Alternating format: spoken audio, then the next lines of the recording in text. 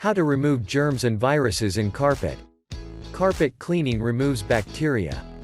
Most people have an idea that keeping carpets clean is good for their health, but there are some of the bacteria in carpet as well as other nasties that can survive in your carpet if you do not get them cleaned.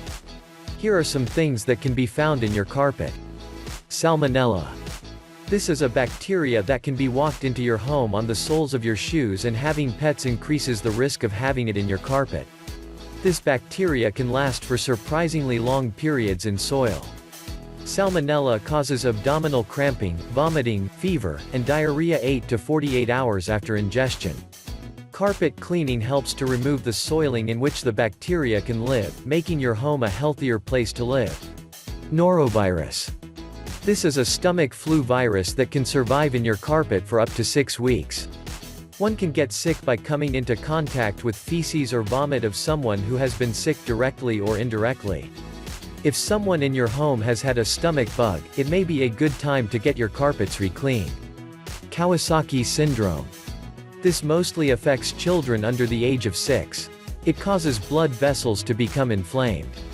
In addition to this, it can cause other problems with lymph nodes, skin, within the mouth, throat and nose. Regular vacuuming is great for avoiding this between the times when you get your steam cleaning done. Fungi and mold. For studies, carpet steam cleaning can kill fungi and mold in your carpet and retard its regrowth. In extreme situations, when you have something like rising damp or a leaky shower that is spreading moisture in your walls or under your carpet, no amount of carpet cleaning can help this, so this would have to be handled separately. Summary. This is by no means a full list of things that can live in your carpet that can affect your health. While it cannot be claimed that carpet cleaning will kill all bugs that could be lurking within the fibers, but allowing your carpets to become heavily soiled without getting them cleaned, you are opening the door for viruses and bacteria to thrive.